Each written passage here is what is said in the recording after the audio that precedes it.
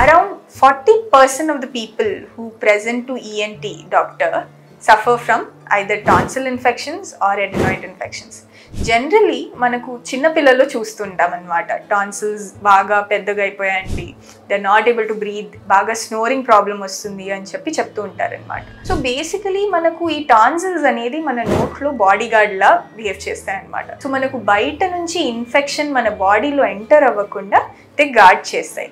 But ఇలాంటి tonsils అంటే gourd చేసే టాన్సిల్స్ని మనం ఎందుకు తీయాలనుకుంటాం అని చెప్పి మీకు డౌట్ వస్తుంది. సో ఎప్పుడు తీస్తాము అంటే ఈ టాన్సిల్స్ ఇన్ఫెక్షన్స్ బాగా రికరెంట్గా రావడం, అంటే ఇయర్లీ ఒక 7 ఎపిసోడ్స్లా రావడం, లేకపోతే 2 yearsలో ఒక 5 ఎపిసోడ్స్ ఈచ్ ఇయర్లో కన్సిక్యూటివ్లీ రావడం లాంటి ప్రాబ్లమ్స్ ఉంటే మనము అది తీయాలి అని చెప్పి అనుకుంటాం అనమాట. అండ్ కొంతమందిలో ఈ టాన్సిల్స్ అనేది స్లీప్ యాప్నియా కూడా కాజ్ చేస్తాయి అనమాట.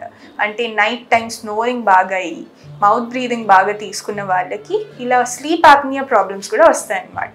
సో అలాంటి వాళ్ళలో కూడా ఈ టాన్సిల్స్ తీయాల్సిన అవసరం ఉంటుంది.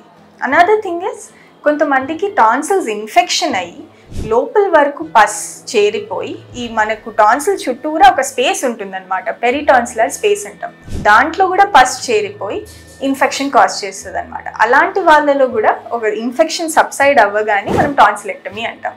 అసలు ఈ టాన్సిలెక్టమీ అంటే ఏంటి అని చెప్పి మనకందరికీ డౌట్ వస్తుంది. Tonsillectomy is nothing but a procedure where we are removing these tonsils.